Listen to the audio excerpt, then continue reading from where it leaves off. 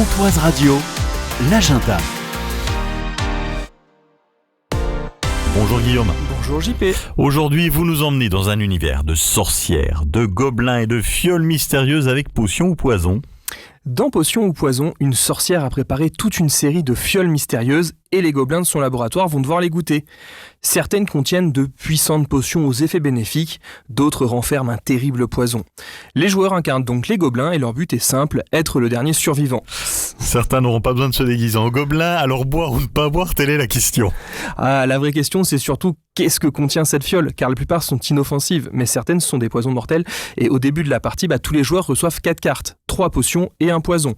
Ils les mélangent et les placent devant eux face cachée. Il va y avoir de la prise de risque et du bluff. Bien évidemment, d'autant plus que le jeu en lui-même va nous pousser à embêter les autres, car chacun à leur tour, les joueurs vont piocher une carte action et en résoudre les effets. Souvent les effets vont demander à un joueur de boire une de ces fioles, mais ça peut également être un sortilège qui ajoute une contrainte et qui fera boire une fiole au joueur qui n'y fait pas attention. Par exemple, le sortilège qui dit que la prochaine personne qui me regarde dans les yeux doit boire une fiole.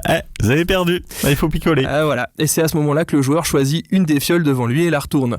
Si c'est une potion, tout va bien. Si c'est un poison et qu'il n'a pas d'antidote, il devient un fantôme. C'est souvent le plus frustrant dans le genre de jeu, c'est l'élimination.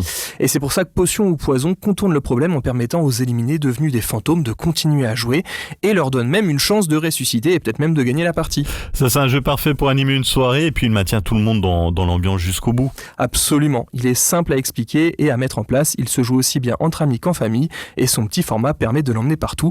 Si vous aimez rire et bluffer, il est fait pour vous. Bon, et puis on va pouvoir le tester aux soirées jeux. Exactement, samedi 20, donc il reste encore des places. Il y a Potion ou Poison, Médiévalon, Restart et Ipso qui sont à tester. Il y a plus qu'à les inscriptions auprès de la Comté Ludique. Rendez-vous sur les réseaux sociaux, le compte Facebook et le compte Instagram.